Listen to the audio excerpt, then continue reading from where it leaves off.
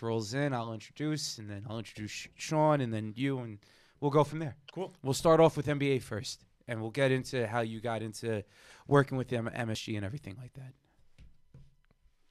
Sounds good. Awesome.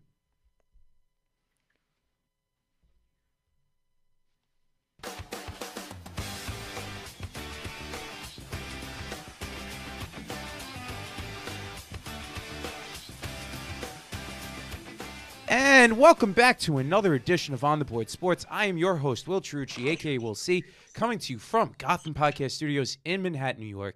And joining me via FaceTime audio is the one and only Shawn Thomas, a.k.a. Shawn T. Shawn, how are you? Well, I am doing pretty good on this hump day. Well, there's only one living thing better than me and you on a Wednesday. Do you know what that is, Will? What is that, Shawn? What is that? It is a camel on hump day. Will. That's what it is. I love it. I love it, man. It's great. It's a great thing, man. Absolutely. It's always like that. Every Wednesday, you always mention that. So I got to just remember that. Awesome. On that note, joining us in studio is a very special guest. He works for MSG Networks, and he is an insider for the 2K League and front office sports. I'm talking with the one and only Jeff Eisenband. Jeff, how are you? I'm spectacular. I've now two days this week I've been in Gotham Podcast Studio, so I feel welcome here. And I've been seeing your clips everywhere, so I'm glad to be here right now. Absolutely, man. Thank you for coming on and joining the program. Thank you. No problem. Jeff, I got to see you at the Outside game back in early September. Yep. And, you were on a panel and you were talking and everything like that. And the one thing that impressed me was the way how you went about your business and the way how you asked your questions to the said panel. Now, I believe it was who? It was Pac-Man Jones and Keith Bullock were on the panel. Gotcha. I was almost about to say Jade for a second. He used to play the linebacker for the Giants. Yeah. I thought you were up there, but you're right. You were up there with Pac-Man Jones and Keith Bullock.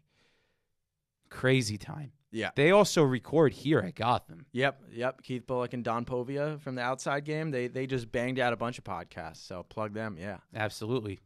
They're great in their own right, man. But before we move on, bro, how did you get into the sports world, number one? And then number two, like what was like your favorite thing, doing this? Yeah, I mean, we only have so much time. I'm not going to bore you. You're on I don't want to give you a whole hour-long story, but I always go back to sophomore year. I went to Mamaroneck High School out in Westchester County, and I walked into school first day of class sophomore year, video class on the easel, public access television. Larchmont Mamaroneck is looking for a play-by-play broadcaster for the homecoming football game. I was like, this is what I'm destined for, and so I submitted my name. I don't know if anyone else did. I did play-by-play for that first game. Didn't know what the heck I was doing, but that kind of started my learning from that. So from there, knew I wanted to be into journalism. Realized there were specific colleges that focused on journalism. Northwestern was one that I circled. Big Ten sports, along with great journalism, the Wilbons, Greenies, Jay Donde, Rachel Nichols, you can go on and on. So I realized that was where I wanted to be, went there, studied journalism my freshman year. Going back to my senior year of high school, I was freelancing for the postgame.com, Yahoo sports site. And from there, my freshman year of college, I got a call in January of my freshman year, and my editor said, "Hey, can you get to Indianapolis next week?" I said, "Why?" He said, "We have an extra Super Bowl media day and Super Bowl pass." And this was the second Giants-Patriots Super Bowl. I said, however I can get there, I'm going to get there. Looked at the Megabus schedule. Next thing I knew, I was going to Indy, 18 years old, covering that Super Bowl, coming back and forth between class and Indianapolis. And from there, I was like, this is what I want to do with my life. Right. So got out of college, worked at the Postgame for about 3 years, and for the past year, I've been freelance broadcast.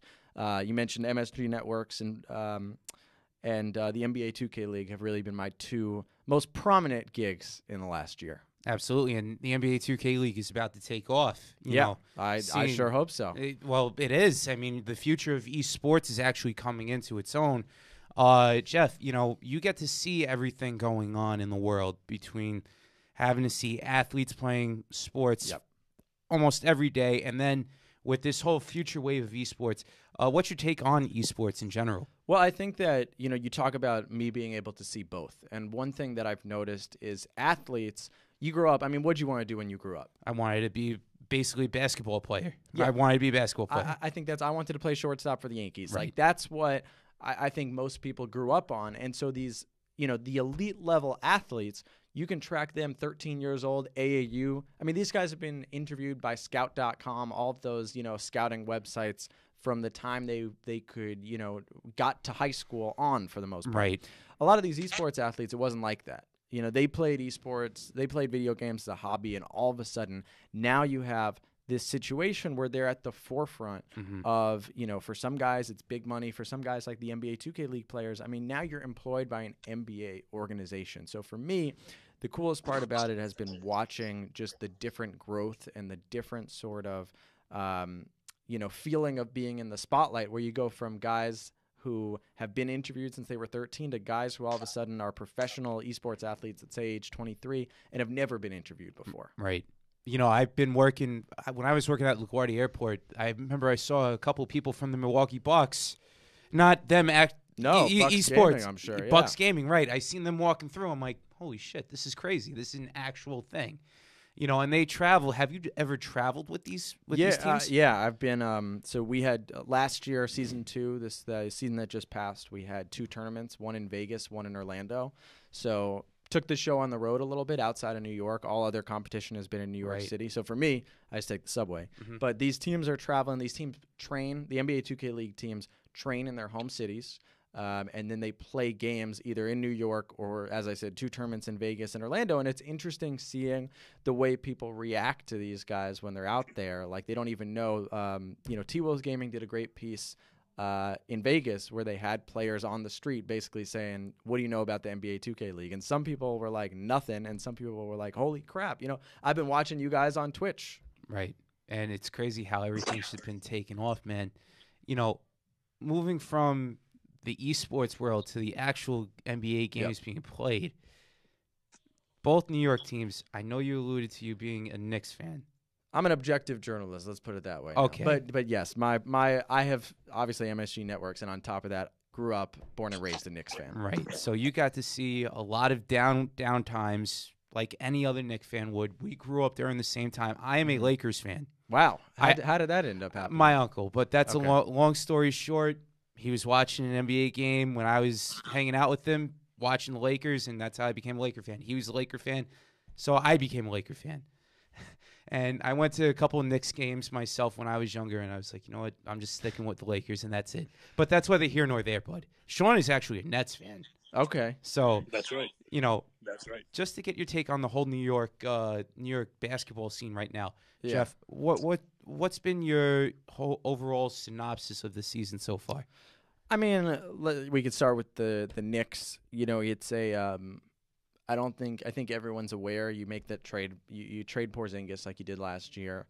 You're trying to create cap space for this offseason. The Knicks didn't necessarily get the players that they wanted, so you're filling that cap space with guys like Marcus Morris, guys like Bobby Portis and Taj Gibson, and a lot of veterans that still can provide something. And I think there's a lot of, I don't think anyone, listen, the Knicks, they're playing with more heart in the last week or two than a lot of people expected. So you see where this team goes. But I think it's a low expectation team that's, that's fighting for David Fizdale's job right now.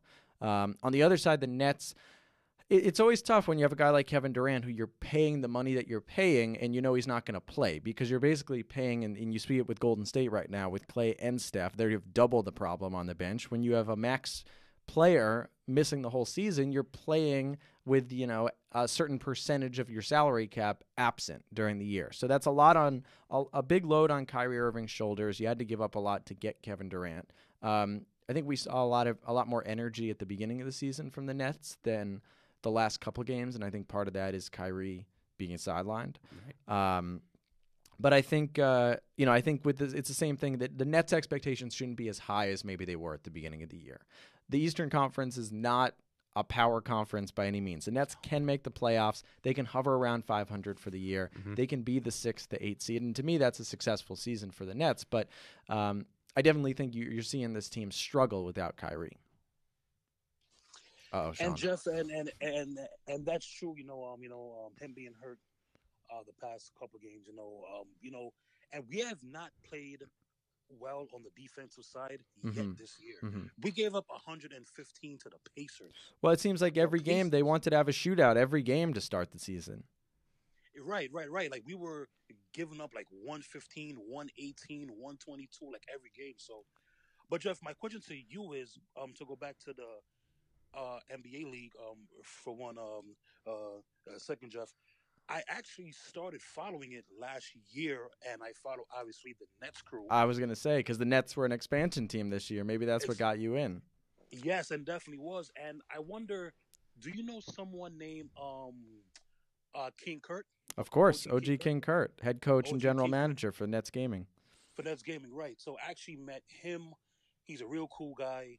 And seeing how they did and seeing them play against, like the Pacers gaming, the Mavs gaming, Timberwolves gaming, so on and so forth, it really got me in. So my question for you is now that they're coming back for season 2, what are your expectations for the Nets in terms of the 2K league? Because I know there was a draft about a month and a half back. There was a 2K draft, if I'm not. So there was mistaken. So Nets Gaming Crew is going to be in their second season, third season overall for the NBA 2K League, and so they already had some roster turnover. They traded Nate Call, who was their first pick in the expansion draft a year ago. They actually traded him to the Pacers, who you mentioned before, and they got a first round pick out of that. Pacers were a playoff team, so it's kind of it's a little bit down in the first round. But they did that. They kept two guys, Shuttles and Wavy, from season 1. Right. But there's gonna be some turnover on that team, and that team in particular, for those NBA 2K League fans, and I've talked with OG King Kurt about it. Great guys, high character team. A lot of popular guys within the NBA 2K League community were on that team in season 1. But they didn't necessarily have a star. Like I said, Nate Call was their best player. He's think about like a Patrick Beverly or a Tony Allen in his prime. Like that's Nate Call. That's great to have, but it can't be your best player. So so the Nets made some moves, and they'll be looking for more scoring. And I know OG King Kurt, like I said, really well respected guy in the community. So there's a lot of players who want to play for him. Right. My question in terms of the on-the-court team, I agree with you. It's tough paying Kevin Durant as much as we're paying him to just have him come and watch the games. But my question for you is, obviously guys are hurt, so on and so forth. Do you? I know it's early in the year, but the job that Kenny Atkinson has done, do you think he should maybe fine-tune the starting 5? Do you think he's doing a good job? I know guys haven't heard, but in terms of the early season coaching job he's done, what do you think? I mean, I think first of all, you're looking at Kenny, the body of work that he's had the last couple of years. Like what he did with that Nets team last year, I thought was pretty incredible. It's like, it's that sort of, this happens with coaches. This happens with Brett Brown in Philly. And sometimes you get guys who, it might happen with David Fizdale in a year or two, where you don't have the talent and everyone's on your, Brad Stevens too at the beginning. It's, wow, look what this coach is doing, getting the most out of his players. And now all of a sudden everyone's saying, all right, Kenny, you've got a star in Kyrie Irving. You've got, a great team. How are you going to adjust to that? I think there's, like, I look at the Nets and I look at guys like they were able to keep, while signing these two I know they lost D'Angelo Russell, but being able to keep guys like Karis LeVert, Joe Harris, Spencer Dinwiddie, guys who really gave you a lot last year, and that you can compete for a playoff spot with those guys on your back. Right. I think that's a big help, and I think that it's definitely not emergency time for the Nets. Even a lot of the games that they've lost, they've been right in. Look at that Grizzlies game at the beginning of the season. Yeah. I mean, Right. At the buzzer, right? yeah. So and the T-Wolves game. So it's still not enough of a body of work, and I think that it's hard as a coach, and this is not making excuses for Kenny, but when you're game planning with and without Kyrie, it moves back and forth. And I know he's just one player, but it's a big game plan change. So, it's almost like as a coach, I feel like you'd rather hear, all right, are you going to be out for a while or not? So I can figure it out. But I just think the Nets, the luxury that the Nets have of being in the Eastern Conference is they just need to hang around that playoff spot. And who knows if Kevin Durant is going to show back up and put on a uniform in April.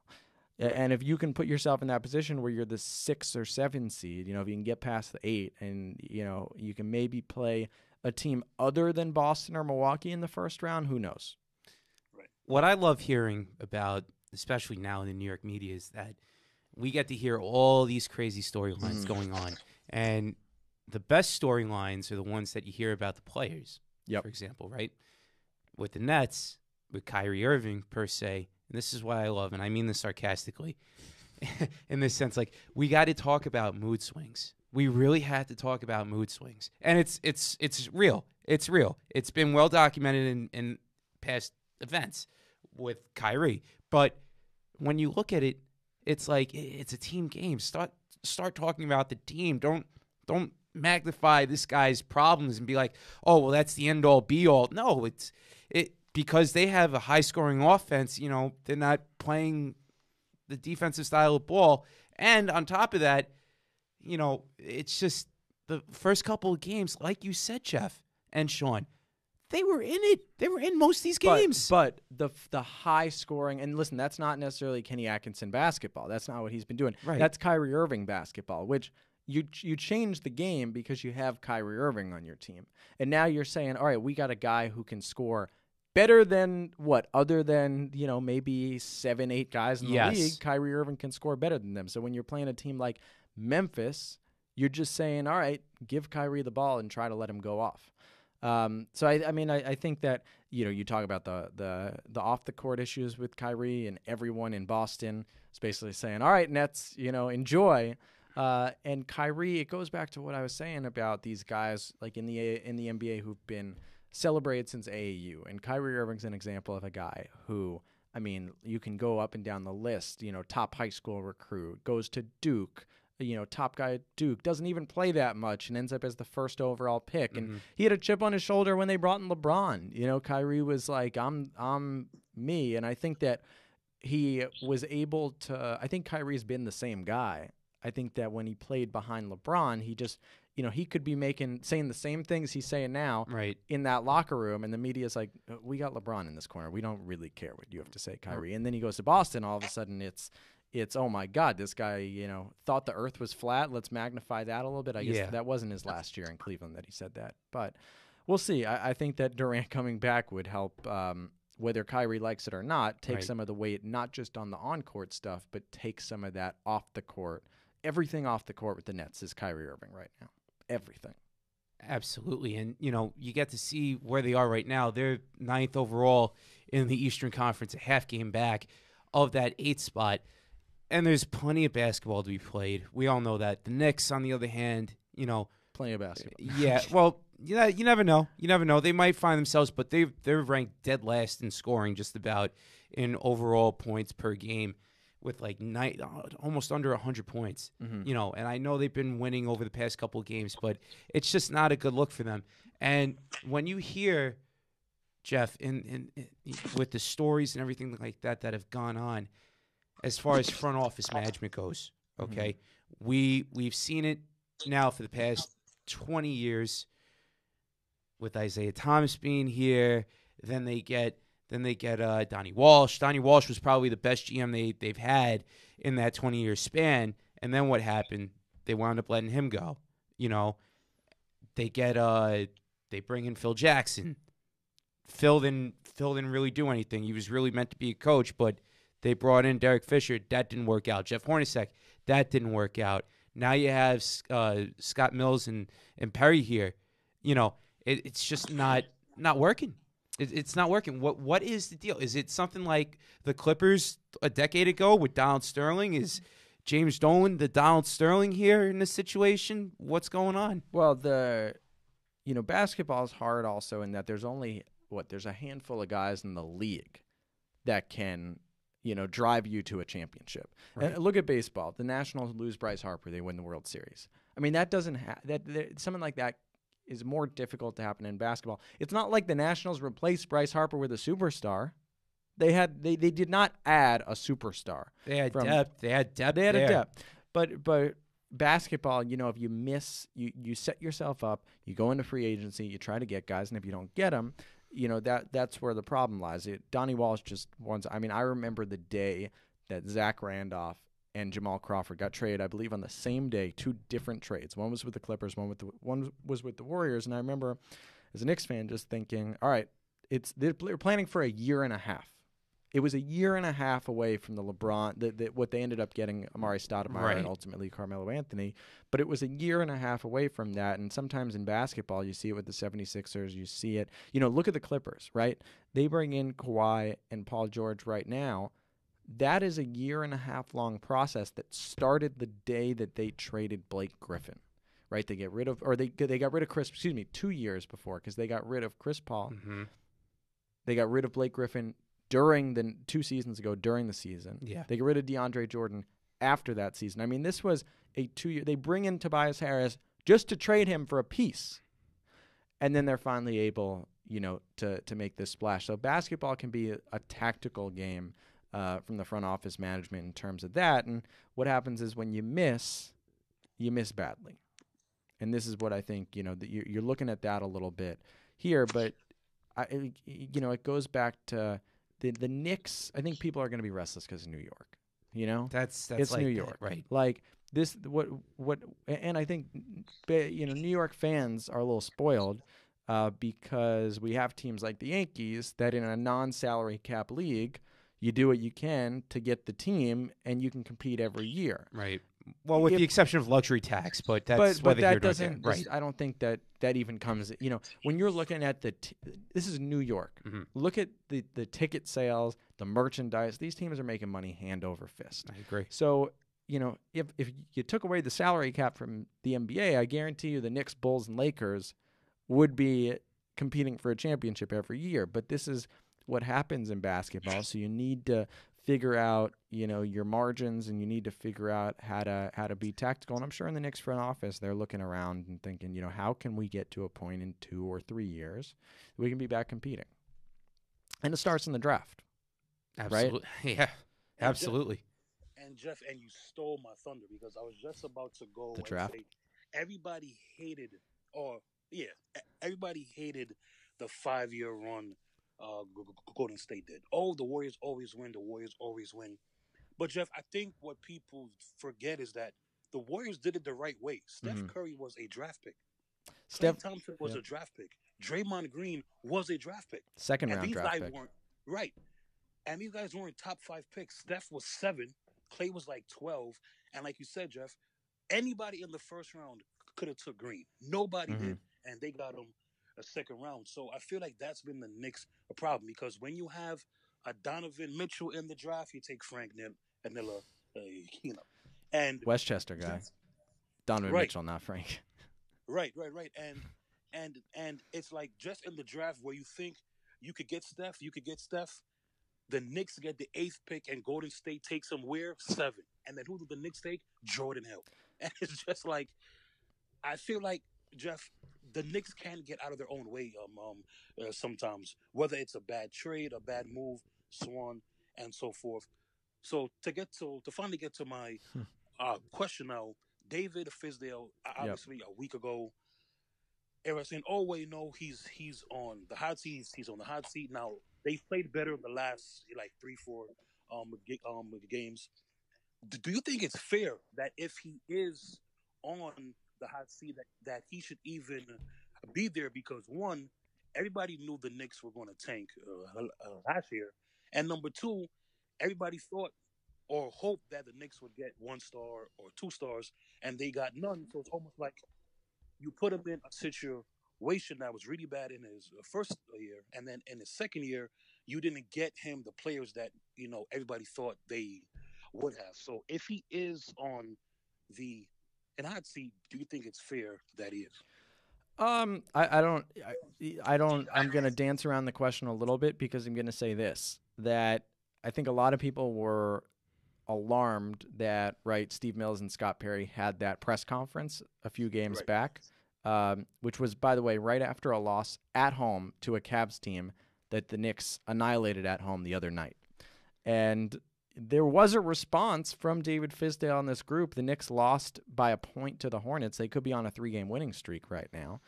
I know going into a game against the 76ers tonight, but there's or was I go? The whole Fizdale, and it's hard to put a coach in this situation right now, right? You mentioned that the Knicks didn't have the pieces last year. They haven't exactly grown this year. And I think that the reason that you hired David Fizdale in the first place is he is a player's coach to the degree that, right, he's one of LeBron James's favorite people in the entire NBA. He was an assistant coach with that Heat team. That Grizzlies team loved him even when he was fired. There was a whole upcry there. So it seems like, and you saw Kristaps Porzingis, even all the problems that he had embracing David Fizdale, and he never played a game for him after the last game. So I think that the answer to your question is I don't necessarily think it's fair, but I will give the Knicks credit that since the front office called him out, it's worked, right? This team has responded, and whether they're playing for him or however you can get those victories, whatever you need to do, you do it. Absolutely, to say the very least right there, Jeff. Well said on that one. You look at where the league is in general, outside of the Knicks and the Nets. The Lakers right now have the best record in the Western Conference by far, bar none. Then the Houston Rockets, with what they're doing right now, being 11-3. Jeff, you look at everything going on in the West right now. I mean, it's kind of, can you say it's somewhat shocking that everybody had the Lakers being the top 5 team, okay? Houston, with their ongoing situation right now with Westbrook and Harden being there, and, they just go out there and play. They play the games. Has there been a surprise team so far in the NBA this year for you? I was thinking we might talk about that before, and I think one team that jumps out to me is the Phoenix Suns. What they've done, just being a competitive team, right, in an extremely competitive Western Conference. That was one. When I was looking up and down the West, I'm thinking to myself, "Oh man, good teams are going to be left out of the playoffs," and the Suns were not one of those good teams that I expected to be left out of the playoffs. And now you're seeing. I think Devin Booker's gone from just being a high-volume guy that fills the stat sheet, great in your daily fantasy team, but isn't actually, relevant toward the playoff race. All of a sudden, he's doing something with that team from a scoring perspective, and I think a lot of people are giving credit I should mention Kelly Oubre also maybe needed to change the scenery to Phoenix to be a guy out there. That team's playing free. DeAndre Ayton, too, not being there, kind of, that's not a good thing for him to be suspended like that, but still.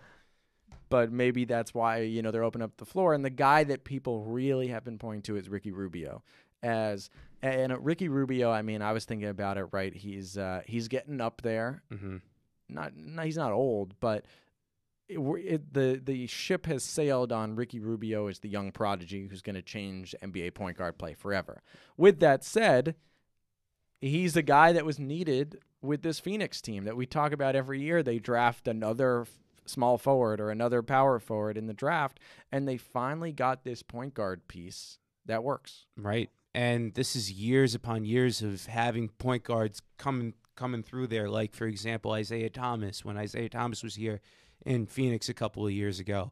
And now with everything that has gone on, and they even had Eric Bledsoe there too over the majority of his time.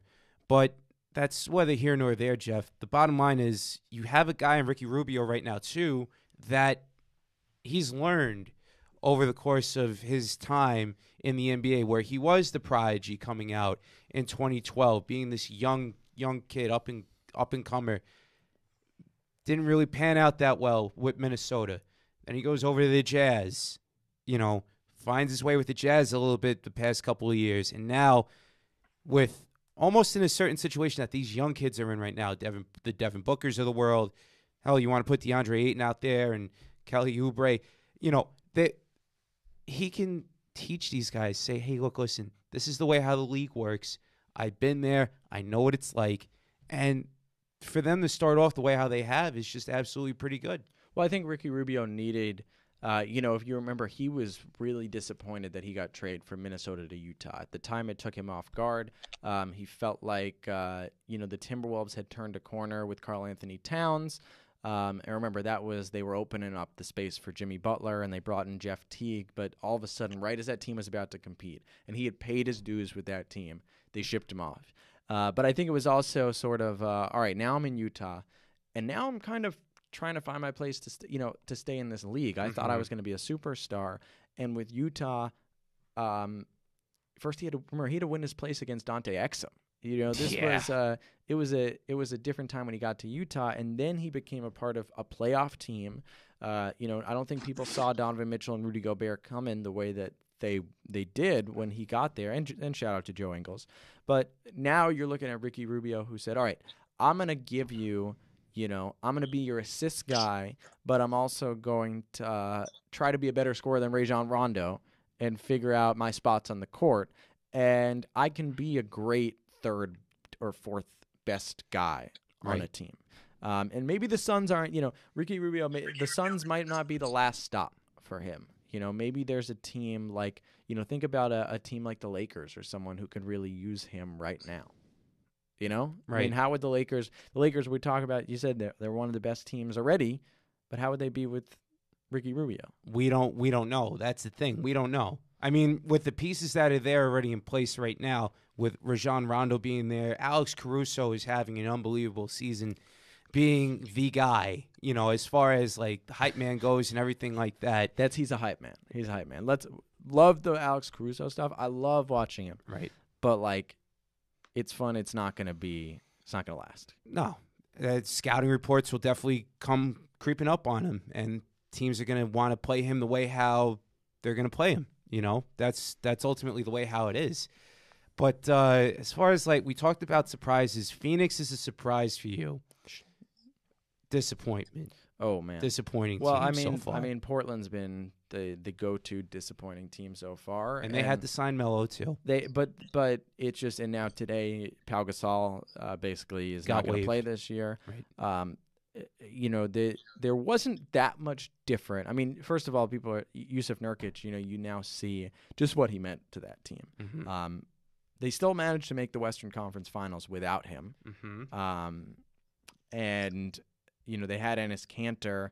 They thought they had Hassan Whiteside to fill in the role, and you feel like, what's the window on this team? I'm sure there were people in Portland that said the only thing that got in the way of us making the NBA Finals last year was Golden State, and they're gone. We should be right there at the forefront with these guys, and they're just not there. And as I said, it's a jam-packed Western Conference, so if you're off the boat now, it's going to be tough to get back on. And by the way, Carmelo Anthony's not the answer. Right, he's not. He's not. But, they need somebody to score the ball in a sense, and everybody and their own mother's like, oh, why isn't he in the league? Is he getting blackballed? This and that. Well, he's on Portland now. And the reason why he's wearing 00 is because he's 007. Yes, and I think, I mean, we could go back to, we talked about Kyrie, and a guy like Carmelo put up that whole 007 thing and everything like that. It's like, how long were you waiting this long to post this? What was it like? I thought Carmelo impressed at points yesterday.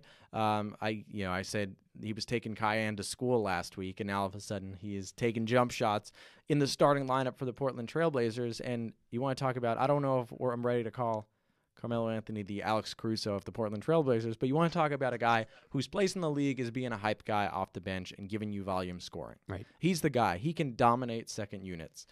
He's not going to be the answer in Portland, and he's got to accept his role. He's got to accept his role. He's got to, and we'll see if he does. I think he's been humbled in the last year, but it's not. I'm not going to say. I'm not going to sit here and say, well, Damian Lillard's got to carry. Damian Lillard's carrying this squad. He is doing. If you watch that team, he is doing everything he possibly can. Right. C.J. McCollum, lovable guy in the league, so you don't want to hate on him, but he isn't necessarily pulling his weight this year. And then that front court is just thin. It's just thin. Mm-hmm. Hassan Whiteside is not providing what you needed, and Yusuf Nurkic isn't coming back anytime soon. Absolutely, and they're sitting right now with a 5-10 record. So, and the 8th seed over there, they're 3 games out of that 8th spot. Again, anything can happen from here on out to April, but those are your upset, your disappointments and your surprises. Shawn, go ahead. I know you want to talk. Yeah, I'm gonna make this quick, Jeff. And it's funny because Damian Lillard against the Nets scored 60 and they lost. So it's just like that's amazing. By the way, I was not watching that game live, and I logged onto Twitter, and I was like, "Holy crap, Dame really, crushed the Nets." And then I looked; it didn't say. It said 60-point game. It didn't say and lost. And lost. Yeah, that is like really crazy, but. I think 2 surprise teams, Jeff, and I want your take on this. I think that Toronto is a surprise team because obviously Kawhi left and Danny Green left, and they're 9-4. Do you think, actually, I'm gonna say both of the teams. Toronto is the first team, and the Miami Heat, they are the second team. I didn't think the Heat were going to be this good. I know it's early on, but, so far, Jimmy Butler, he looks good. And Bam Adebayo, he's one of my favorite players in this league. So, in terms of the Raptors and the Heat, Jeff, do you think it's a product of them being in the East? Or do you think that, come, April, May, and June, that they could be 2 teams that could make some, noise? I thought you were going to say Charlotte. Charlotte's also been a bit of a surprise. I think people had them written off as the worst team in the league, and that team has showed up with a lot of heart this year. But in terms of those, so Toronto, I've been saying a little bit of a system team, somewhat reminiscent to me of the Celtics. That from Dwayne Casey to Nick Nurse to what Masai Ujiri has put together. It's a well-run organization that shows up on day one, and everyone seems to know their part, know their place, know what they need to do on the court. I think it comes, most of those guys were on the championship team last year. So they show back up. They trust in the process of this team. So, you need to fill Kawhi Leonard's role, and Pascal Siakam has been, outstanding. And I think that that's where you just kind of insert this team and go. I don't think they're going to win a championship, but I think that they have the pedigree and the blueprint to just stick around. The Heat, as you said, a surprise. And I think that Jimmy Butler's smile, I'm just imagining him listening to something like this and smiling because we all thought he was just going to Miami for a South Beach vacation and to cash his check and probably retire. He's hitting his 30s. And he's played outstanding. That team has put together Tyler Hero. I think it's Hero, right? Not Hero. I don't want to screw up. You gotta get to know him better. But he's been and they got the other guy, the other rookie, who I really need to nail my names on Miami as I'm looking right now. Kendrick Nunn? Yeah, Kendrick Nunn, who scores. The fact that I'm looking right now, he's averaging 17.8 points a game. So and Hero's averaging 13.3. So when you have these young guys, that's to me, that's the difference of the team, because we didn't expect these rookies to do what they're doing so far. And as I even say this, I got to watch more Heat, because it's just like one of those things where you keep checking the box score and you're like, whoa, look at this. Right. This team can play, and we weren't supposed to watch them a lot. They weren't supposed to be on national TV that much, and now all of a sudden we got to pay attention. But like I said, I said that the Nets would set themselves up well if they don't have to play the Bucks or the Celtics, because to me, even with these 2 surprise teams that we just mentioned, I think the Bucks and the Celtics are on a different playing field in the Eastern Conference. Absolutely right there. Jeff, talked a lot about basketball. For the quick couple minutes that we have here still, let's move over to football right now. Okay. I know you're a Giants fan. Sure. I know you're a Giants fan and what has gone on. Believe me, I'm a Jets fan, and Shawn's a Titans fan. All right, look, the Titans, look at this. The AFC South is wide open. It's wide open, baby. That's right, wide open. Absolutely, it's wide open. And for the Jets right now, regardless or not, they're still mathematically in it. They still are, somewhat to a degree. I know many people are like, you know what? I'm going to cancel my subscription on the Jets here. But 1% chance, hey, you're not out of it until you're mathematically out of it. But with the Giants, what's your take on them this season, Jeff? I mean, look, I think everyone at the beginning of the year, similar to the Knicks, right? The Giants, it's let the young guys go and see what happens. You get Daniel Jones in there. He wins both his first 2 games, right, against the Bucks and then against the Redskins. Giants knew they were going to hit a hard schedule after that. Patriots, Vikings, Cowboys, some of the teams coming through for him. He's definitely shown, it's not, you watch some of the quarterbacks in this league, and you're like, this team has no chance. Right. This guy can't advance the ball. Daniel Jones has looked good at points. I know he's turned the ball over too much, but at least you get excited when you watch that he can throw the ball down the field, right? Yes. He's not throwing off his back foot the same way some other quarterbacks in this league are. The defense needs to get tighter. Saquon needs to get healthier. Sterling Shepard hasn't been healthy. Evan Ingram hasn't been healthy. You're just trying to get guys on this young team some reps. That's it. Build for the future. And you make a trade for a guy like Leonard Williams. And that I didn't understand. From the Jets' perspective. Well, from the Giants' perspective. For both perspectives. From the Jets' perspective, you need to get draft capital. I get that. But for the Giants at that point in time, I don't know. The Giants thought they're buying low on a guy. All right, so the Giants are thinking the thing with football, unlike basketball, right? We've talked a lot about basketball. Right. Football, you can turn your team over within a year or 2 years. Football, the rebuilding process is much quicker, partly because, look, guys like, the average career is what, 3 years? 3 years. So you're looking at guys where you can just bring in the next crop of, and it's not always the skill guys that we talk about, it's just making a few linebacker changes, and all of a sudden you got fresh legs the next year. So with the Giants, they're looking at this. They're looking at Daniel Jones as the quarterback of the future. He's got skills. Throw him out there the same way. Remember, I know he struggled, but Jared Goff in his first year, they threw him out there. Just let him go. Mm-hmm. I know Deshaun Watson got hurt that first year, but it's kind of like just look Lamar Jackson last year. They ended up making the playoffs, but they said, let's let this rookie get his reps in, and look how much better he is from season 1 to season 2. And again, they made the playoffs last year. Mm-hmm. So it's not like he was bad, but they didn't beat the Chargers in that playoff game. Right. And I think it'd be different this time around. Absolutely. I think that you're getting Daniel Jones his reps. You Saquon Barkley, get him healthy, whatever that takes, and then you're just trying to work towards something. The Giants are going to have another great pick. They're going to be able to go to free agents this offseason and finally say, look, we've got a blueprint here. And by the way, that NFC East division, it's not very good. It's not. So you got a chance. You can, if you can get yourself to a 10-6 team next year, you might win the division. Jeff, I love the optimism here with the Giants, but they have to figure out something with their coaching situation right now. You don't like Pat Shurmur? I'm not a fan of him. I think my problem is, and I'm not out on Pat Shurmur, but I'm thinking you look at the way that some of these coaches walk in the NFL, and they give guys. They're energy guys. Right, with Sean McVay with the Rams, with Matt Nagy with the Bears, not this year. Last year. Both those coaches looked miserable on Sunday night, but at least they got their teams to the playoffs last year, and Sean McVay got the Rams to the playoffs in his first 2 years, and they walked in and they gave this team just kind of a modern sort of energy about them. We're gonna change up the playbook. We're gonna get guys. We're gonna be looser in the locker room and stuff like that. And I don't feel like Pat Shurmur is necessarily. I think he's a very X's and O's skill guy. I don't think he's necessarily connecting to the players. Gotcha. But if he can do, he drew up some schemes with the Vikings, and that was a better offense when he was there than it is now. Right. So he's clearly got.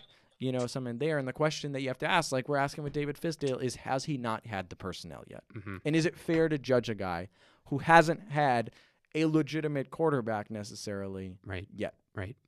See what happens, man. Real quick, though, let's get to picks for a second here. I haven't even. What are we picking? I got to look. Let's go with picks. We're going to make it quick. Football picks. All right. Short and sweet, okay? All right. Colts at Texans. Yes. Thursday night football game, 8:20. Colts are 3-0 versus the AFC South opponents this season. Sean, who do you have in this game? Well, short and sweet. I always take the home team on Thursday night. Give me Houston. Jeff? Texans. I think that they'll bounce back from that bad loss. Clean sweep across the board here with the Houston Texans. Moving on now to this first set of 1 o'clock games. You have the Oakland Raiders coming to New York to play the New York Jets here. Jets aren't out of it, but the Raiders are fighting for that playoff spot. Shawn, who do you have in this game? Well, you said it was the Raiders and the Jets. Jets are the home team. well. I hate picking West Coast teams that come east, but Raiders, man, the Raiders are playing well. I think the Raiders. I think Josh Jacobs has established himself as a top 10 running back in this league. Upset special. Give me the Jets at home. Of course. Of course, the Jet fans saying that. I like their top run defense too. Moving on now to the Seahawks and the Eagles. You have the Eagles being the home team this week. Guys, who do you have in this game? Go ahead, Shawn. Eagles, well, Eagles. I think that this is the last stand for the East because I think the Cowboys could, reel off a couple wins. Give me Philly at home. I think the Seahawks. I think the Eagles are lost, and I think I read today, right, Deshaun Jackson has played 1 game. He has 18% of the receiving yards for the Eagles. That team is a problem. Yeah, I'm going to have to go with the Seahawks too here. Russell Wilson's your MVP, and the Eagles right now, their secondary is really depleted. So give me the Seahawks on the road. Moving on now to the Lions at the Redskins here. I think this is a clean sweep across the board here. Give me the Lions at home. Shawn, who do you have? On the road, excuse me. Who do you have in this game? Well, short and sweet, Detroit. Yeah, Detroit. Their defense is better than people think. It is. It is. Matt Patricia's doing a good job up there. Just they got to figure something out with the offense. But, Matt Stafford's been hurt. Just got to figure it out. Moving on now to the Panthers and the Saints. Saints are the home team here, 8-2. Panthers 5-5. Can the Panthers find a way to keep their playoff hopes alive? No, well, give me the Saints. Saints come marching in. Well, they're home, so give me the Saints. Yeah, Saints still have a chip on their shoulder after that Falcons game. I mean, they're trying to get the 1 seed right now. Yeah, clean sweep across the board here. Going to go with the Saints as well. Moving on now to the Miami Dolphins going up against the Cleveland Browns. Browns are 4-6. Dolphins are 2-8. Can the Browns keep their playoff hopes alive here going up against the resurgent Miami team somewhat, to a degree? Somewhat. Yeah, well, give me a Cleveland. I feel like they're playing playoff football every week because they kind of have to. So give me the Browns. Then I know I think they're 1 game better than the Jets, but the Browns, legitimate, the last spot in the AFC East could be 8-8. They're not out, and I think they get the job done. Going to go with the Browns here, too. It's going to be a closer game than what people expect, but I wouldn't be surprised there if the Miami Dolphins keep it close. So give me the Browns at home. Moving on now to the Steelers going up against the Bengals. The Steelers have won 9 straight games versus the Bengals, including the playoffs. Bengals looking for their first win still. Guys, who do you have in this game? Blowout, Pittsburgh. Upset special. I'm going to go Cincinnati here. I think that post Mason Rudolph, that team's a little shook. He just threw 4 picks. I think that Bengals defense does enough in a grinded out 10-9 win. Ooh, I like that. 10-9. I like that. You know what? Let's go with the Bengals too here, getting their first win. It's gonna be like you said, Jeff. It's gonna be close. Give me the Bengals at home. Moving on now to the Giants at the Bears. Bears 14.3 points per game since week 8. That's the 3rd fewest in the NFL. Guys, who do you have in this game? Sorry, Jeff, but start Mitchell Trubisky in fantasy because the Giants' defense is horrible.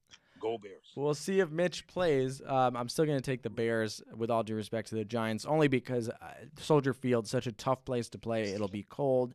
It'll be, again, you want to talk about a low-scoring game. This thing might be 9-7 Bears. Yeah, going to go with the Bears here, too, keeping it short and sweet there. Moving on now to the Broncos and the Bills.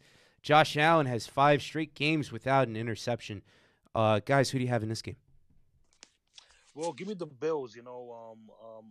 That was a nice rebound win against the Dolphins. I think they make it 2 in a row. Give me the Bills at home. Bills are better than people think. That record is no fluke. The Broncos looked impressive in that last game, but you talk, Shawn, about the West Coast. I don't see them coming all the way to Buffalo and getting a win. Right. Yeah, clean sweep across the board over here. Broncos really don't have a quarterback. Joe Flacco wound up getting hurt, and he's out for the year. Allen versus Allen in that game. Yeah. Quarterbacks. Yeah, it's going to be a pretty interesting case over there. Allen versus Allen, spy versus spy. So give me the Bills on that one. Moving on now to the Buccaneers and the Falcons here. Both teams are 3-7. Falcons have 5 consecutive wins against the Buccaneers. Shawn, who do you have in this game? Falcons have also won 2 in a row, off a bye. Make it 3. Give me the Falcons. Falcons won both those games against the other 2 teams in the division on the road. Now they're coming back. I'm sure most Falcons fans sold these tickets. Now they're buying them back off StubHub. I think this is finally the game that Jameis Winston gets benched because I'm seeing 3 interceptions in the first half. So Falcons for you, Jeff. Falcons, yes. Falcons, okay. Going to go with the Falcons here, too. Moving on now to the Jaguars and the Titans. Shawn's team, the Titans, they're 5-5. Jaguars are 4-6. Can they keep their playoff hopes alive and their AFC title dreams alive here in this matchup? Go Ryan Tannehill, and Derrick Henry is going to go crazy. Give me my Titans at home, bro. I was insistent on the Jaguars at the start of the season winning this division, but even with Nick Foles, they haven't shown enough. I think the Titans they're just going to keep hanging around, and as you know, Shawn, Tennessee, tough place to play. That's right. Very, very tough. Absolutely. And, Nick Foles, man, you mentioned Nick Foles, Jeff. He's been hurt through the first couple weeks of the year. Kind of give him a pass on that, even though he signed the big contract deal. Who knows what's going to happen over there. But with that said, give me the Titans. I think they're going to be very, very hungry for a W and trying to keep their playoff hopes alive. This might be the game of the day here in New England. You have the Cowboys coming up to New England to play the Patriots. 9-1 Patriots going up against the 6-4 Cowboys. Fellas, who do you have in this game? This is a tough matchup, Will, but I can't pick against Tom Brady at home, so give me the Patriots. That's the thing. This game is at home. You really, and I'm taking the Patriots. The Cowboys are really lucky that division is not doing so well because they're going to be 6-5 and still be pretty clear in my mind in that division. Yeah, absolutely, man. Give me the Patriots, too, keeping it short and sweet, although it might be a closer game than what many people might realize in that one. So give me the Pats at home. Moving on now to the Packers and the 49ers here. I mentioned the game of the day with Dallas and New England. This might be the game of the day right here.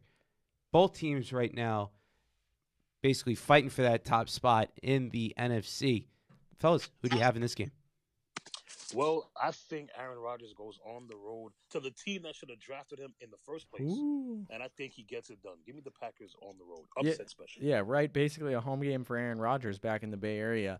I think that I'm going to go Green Bay, too. The 49ers have finally got tested in the last 2 weeks. It took a while, but they got tested. They lost that close game to Seattle. They really had to fight to get back against Arizona. And I think people just keep sleeping on Aaron Rodgers. I don't think he's afraid to take on that 49ers defensive line. You know what? Clean sweep across the board here. Another close game here as well. And Jimmy Garoppolo hasn't really looked that good over the past couple of weeks. But, that's whether here nor there. Give me the Packers on the road. And finally, our Monday Night Football game. We have the Ravens going to California in Los Angeles to play the 6-4 St. Louis Rams. Wow. Los Angeles Rams, excuse me. I'm so used to them being in St. Louis still. It's only been a couple of years since they moved to Los Angeles. L.A. Rams, Baltimore Ravens. Ravens are the road team. Fellas, who do you have in this game? Well, give me the Rams at home only because I think they're playing for their playoff lives. But, well, I disagree. I think Lamar Jackson is ahead in the MVP race, not Russell Wilson. But I think we both know it's probably going to come down to those two. But give me the Rams at home. I think the Rams are too banged up. I think Lamar Jackson puts the Rams fans, the few Rams fans that are in attendance in LA, out of their misery. I think it's going to be – I think the Coliseum's going to be rocking, not even with Ravens fans. I really think Lamar Jackson is a phenomenon right now where I think you're going to have people in LA. It's a Monday night game, so it's a solo. You're not missing any other NFL to go. I think it's packed with Lamar Jackson fans. Not Ravens fans. Not necessarily. I mean, I think there'll be a lot of Ravens fans there because in LA you're going to get transplants for every team. Yes. But I think there's going to be a special sort of energy that I think that Lamar Jackson is a draw right now. He's the most exciting player in the NFL, and I think he ignites the Rams in a blowout. Ravens win. Blowout. Wow. Okay. That Rams team looked horrendous the other night. I'm going to have to go with the Ravens too here. I'm going to have to go with the Ravens, too. One of the best offenses. What more can you want? What more can you say? The Rams, on the other hand, they're trying to find a way. And after they picked up Jalen Ramsey, it seemed like everything was working for them. But on that note, give me the Ravens on the road too here as well. That does it for our picks here. And as far as teams on the bye go like this. I think that the Chiefs, the Cardinals, the Chargers, and the Vikings are all on a bye. So on that note, those are our picks. Jeff, thank you for coming on. No problem. Thanks and for talking having me. sports with us. You're always welcome on the show again, bud. Much appreciated for you to sacrifice some of your time to come on the show. No sacrifice. It was fun, guys. Awesome, man. Thank you, Jeff. Thank you, Jeff. Jeff, before we leave, Uh-oh. it's a simple. I'm ready. It's a simple question. Yes.